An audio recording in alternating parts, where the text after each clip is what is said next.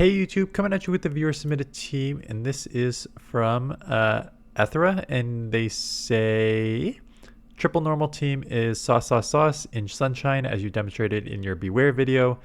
Let's see, talked about one game being bad. Yeah, talked about a couple games. Just match 10 out of 10 had a potential game costing mistake on my end when Furret did not insta brick break the enemy's Ninetales, opted to hit an additional sucker punch before throwing, which allowed K9 to survive Pidgeot's gust by 1 HP and caused me to waste a shield. Okay, so I've mentioned triple normal and how strong it's been in this meta because there are not a lot of fighters. There's starting to be a couple more fighters show up because of how dominant it's been. So I've seen a couple Obstagoons, I've seen a couple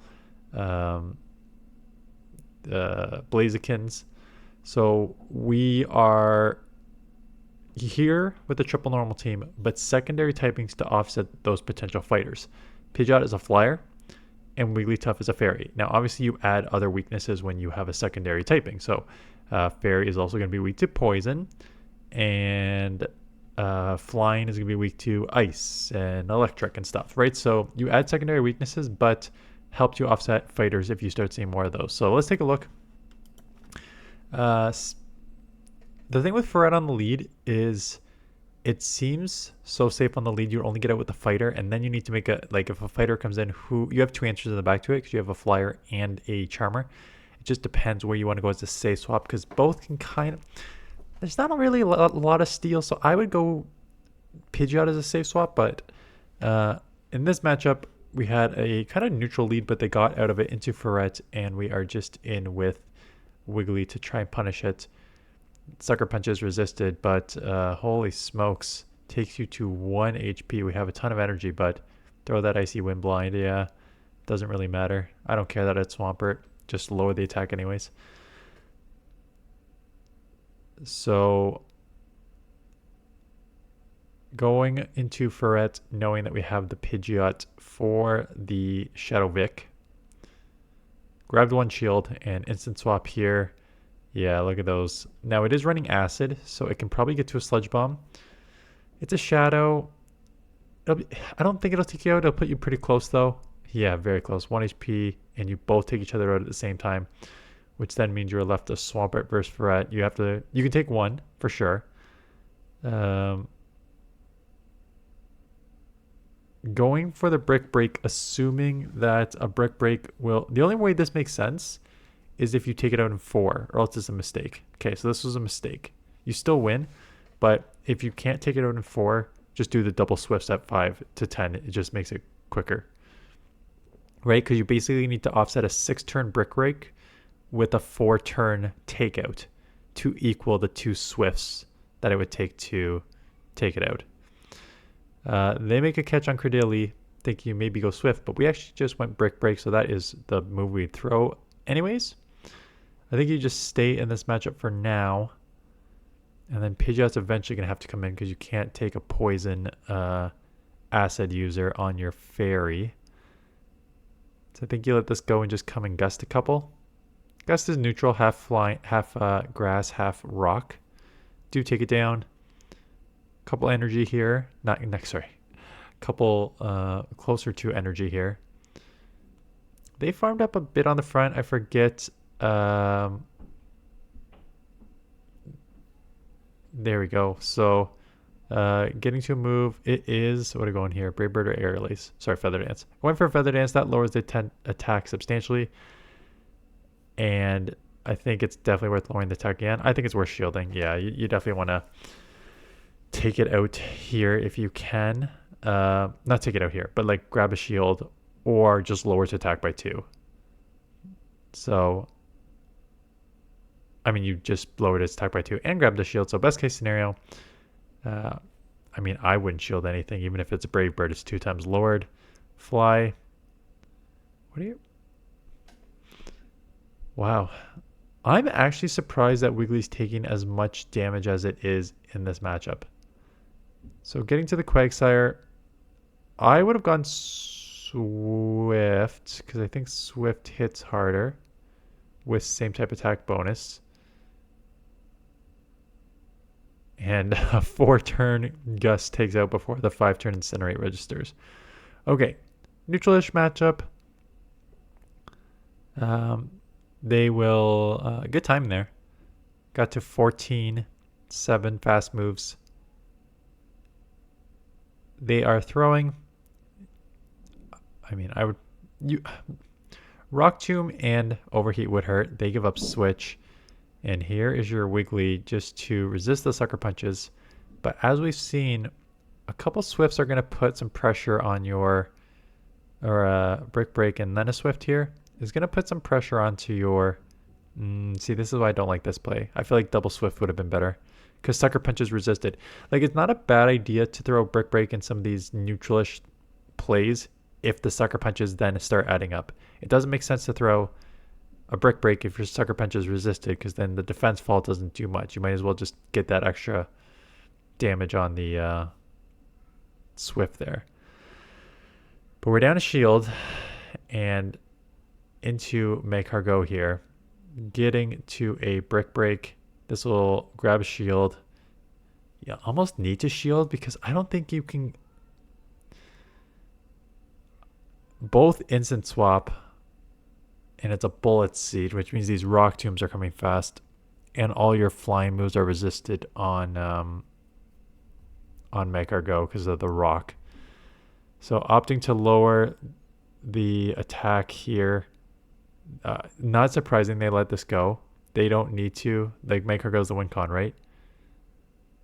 Magcargo will absolutely wall Pidgeot, and your Ferret's basically down. So in those scenarios, you need to kind of read that. You probably should have gone Brave Bird immediately off the first one. Because, again, there is no point of your opponent shielding. They are 4 times lowered, but it still basically takes you out. And now they can just sweep the Magcargo. Yeah, you honestly just need to read that, like, your opponent's unlikely to shield. Although they were pretty low, so maybe they should have shielded, but they're unlikely to shield knowing that Magcargo can sweep what's left of your team. Okay, Swampert. Hydros are coming fast. And they give up Switch into Furret, the mirror match. Furret is obviously, I think, probably the best Pokemon in this meta. It's just truly so safe. And very spammy and just very strong coverage, stuff like that. So not surprising that it is one of the top Pokemon in this meta that everyone is using. I do think it is that strong. Going for the full charm down. Sucker Punch is resisted. You've already lowered its defense. Out comes a Swampert. Going to lower its attack here. Each of these Pokemon actually have a move that does secondary things. Brick Break lowers the defense, Feather Dance lowers the attack times 2, and Icy Wind lowers the attack. So going for one and then trying to make a catch here. I have no idea what moves this Pokemon has. Surf. Interesting. Okay, so it has a Surf, which means you're probably shielding. I forget how much energy, what's left and how much energy it has, because there's an argument that you should just commit to the double shield farm down here. But going for the Feather Dance, do take it out almost. Swampert. See, what I would have tried to have done was double shield and try and gust down so that they couldn't reset. And then you lowered Swampert's attack by 4, and it basically has nowhere to go. But you lowered its attack by 2 here, which means you live that Hydro, and you may be able to gust this down before it takes you out. Yeah, so it doesn't seem like it mattered too much in the ending, but I don't even know if mine was the right play, but there's the argument to go either way. But with the win, that's fine. What is this, a Metal Claw or something on Ferrothorn? Getting to the mirror shot. Looks like it does hit with what? A lowering of the attack. So Brick Break registers as well. Here comes the second Brick Break. The defense is lowered by 1 already. Does not quite take out. They're going to get to move. I mean, I think you just take it. You can even, like, if this takes you out, if it's like a Power Whip, it takes you out, you can come Wiggly.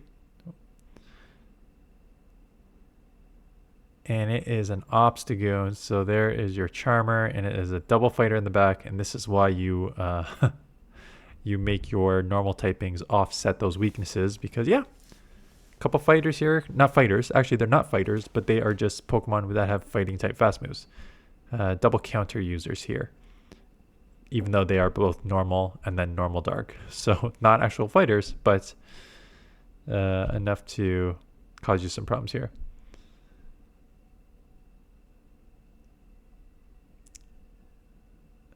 Shield and farm, is that what we're doing here? Yeah, okay. Counter's still neutral on Pidgeot, right? Because you offset the weakness a bit, but this is where Pidgeot gets tricky, because if they let go here, okay, so now they didn't let go, so that's, yeah. But if they let go there, that's actually a lot closer than you think it is, because the spam on that is going to come pretty quick. Ferret, and again, I mean, Ferret is probably the best they swap in this meta. And it's already shown that with a couple Swifts, it can cause Wiggly problems. So even though the Sucker Punch is resisted with your what seems to be pretty consistent strategy of just farming straight down. Trailblaze, so that does a lot of damage. And they get to another move, and now you got a shield. Don't love that. I don't count either, but you got to have a clock in your mind going on here. Quagsire coming in, going to lower its attack. And instant swap. It is an Abomasnow in the back that came in to deal with the Ferret. My only problem is you're down shields. Quagsire could be a little tricky if it has Stone Edge. Mudshot is resisted. And if you take this out, then you could just Feather Dance it down and just lower its attack times like 4, and then it's screwed. No, you cannot. You can never, ever leave one Pokemon left when your opponent has a Pidgeot.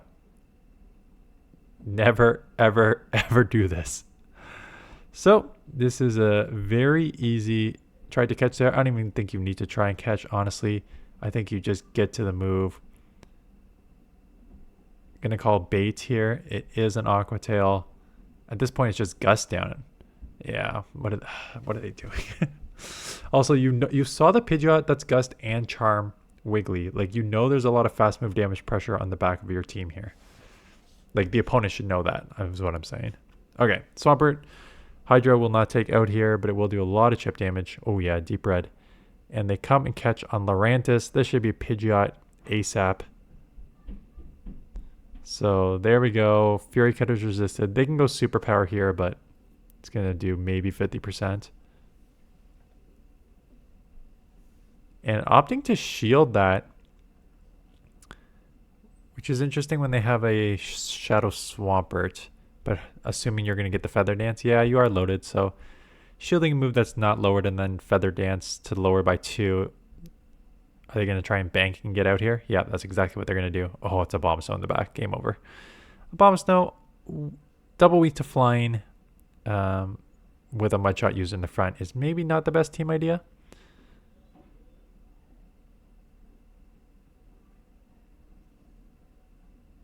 With that one, I mean, I don't think there's a point of going down there. I think you could have just instant swapped. Do make the catch, so I guess if you instant swapped, you wouldn't be able to make that catch. So catching the move, charming down, but aren't they so low? Yeah, like it does not matter. Swampert, it's interesting to see like Swamperts and Magcargos and stuff that you won't see in the Open Great League anytime soon. Okay, Swampert, Hydro Cannon to the Deep Yellow, and an instant swap to Obstagoon. So hitting it with the Brick Break, maybe we got our shields. If not, it's going to just be deleted here in a couple charms. 3 charms. Swampert's neutral, so let's see if they have something in the back that can deal with Wiggly here. Nope, so coming back in Swampert. Yeah, I think you just shield, commit to the farm down, and then Icy Wind immediately here. And your opponent kind of realizes the writing's on the wall there. Okay, Ninetales. Is this the last matchup? You said that this game kind of screwed you potentially here. Okay, so Ninetales gets to its first Weather Ball. Going to go Brick Break. Again, I don't know if this is the right move because now you're going to have to throw another move anyways. I'd rather just throw the double swifts, and maybe if you swift, you could actually take it down.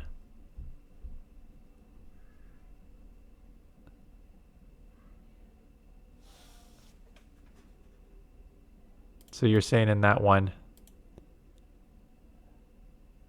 you're saying in this one you should have got one more brick breakthrough. And the game overtapped or you overtapped by accident. Let's see.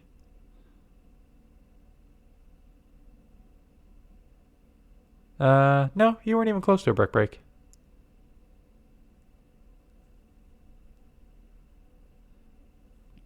No, I think you just go double. Okay, anyway, so I had to burn a shield. It is Credilli with bullet seeds, so a little faster on the charge. Gonna go Brave Bird, assuming maybe they'll think that you're just gonna go for the Feather Dance. Nope. Ugh, kind of the worst. A really bad scenario there. Okay, so you did grab a shield, which is nice. They're gonna get to another move here, though. So you need to make a decision. Opting to shield. And it is a Gligar, so this will likely grab a shield back, being double super effective here. Nope, they let it go. I mean, they lowered your attack, so I guess they don't have to. Aerial Ace, it's a non-shadow. Should take out, if not, like 1 HP. A couple HP here, yeah. Pidgeot gonna come Gust. They're gonna get to an Aerial Ace. It won't be enough. Gust down, Feather Dance to lower their attack. Instant Feather Dance here. Although Rock Tomb is super effective, so I don't think it matters too much. Well, and it's a shadow, so it probably won't affect you too much. Like, it will affect you a lot, is what I'm saying. So, even though you lowered the attack times 2, it's still a super effective shadow Credilli, so that's still going to take out. And we tie a tie matchup. I know that it got you. Oh, so 4-0-1 and put you up to like 25, 50-ish range, I think you said. 25, 40 something. So I like the idea of just offsetting the fighting weakness with other Pokemon. I think there's enough pressure with Furret to grab shields. It didn't seem. It seemed like in most matchups you were able to apply enough shield pressure to grab those shields, and then taking a couple down just with fast moves.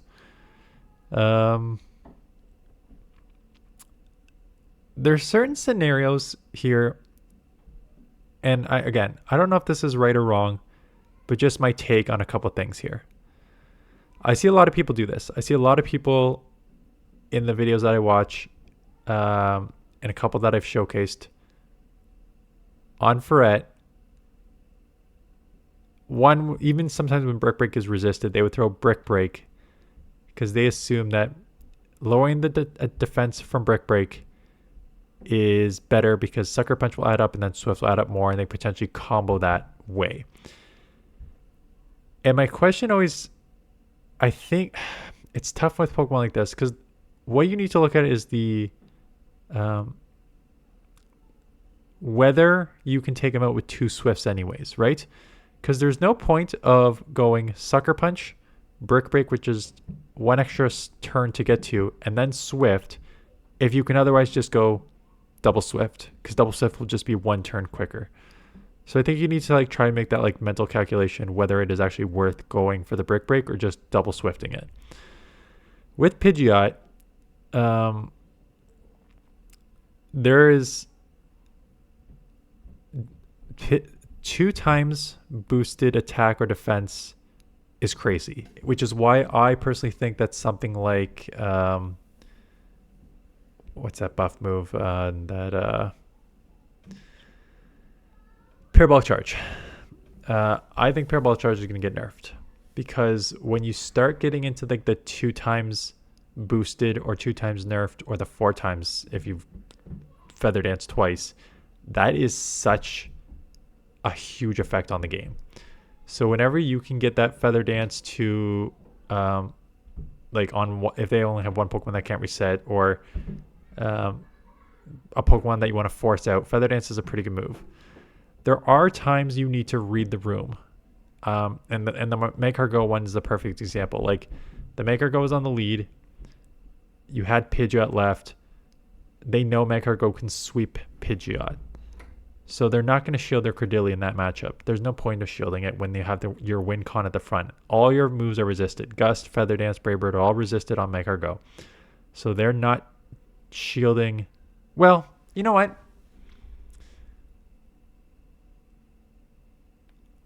I say this as I'm saying it. I can hear the argument from the other side and why it makes sense to shield Credilli. The argument to shield Credilli is you don't need the shields on Magcargo because Magcargo's resisting every move, so you might as well shield Credilli. So if Credilli should shield, I can bait there, which that makes sense. Part of me, now I'm starting to second guess myself. I don't know. Part of me still thinks that in certain situations like that, the Brave Bird, although Feather Dance, lowering the attack times 2 is substantial and really helps out there, I feel at times people use it like the way they use Rock Tomb. Like they're shielding early to try to lower the attack, even though it may not be the best move. So I guess that's what I'm trying to say, but just in a terribly done way. Anyways, that's it. Thanks for this mission. Thanks for watching. This is going to go up on the weekend because this has been a weird week for event videos. There's 3 event videos in like 4 days here.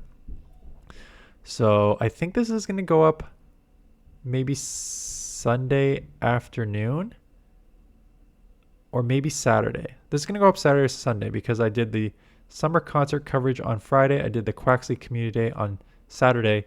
And then on Monday, I'm doing the Eggislash, video on Monday. So 3 event coverage videos overall. So I'm trying to fit in the rest of these battles on the weekend and Monday afternoon. And I've got one more for myself too. So depending on time, we may have double up Saturday and Sunday, or maybe just one on Saturday or Sunday and then the Monday. Okay, anyways, that's it. That's just my thoughts. Thanks for watching. I'll see you guys in the next one.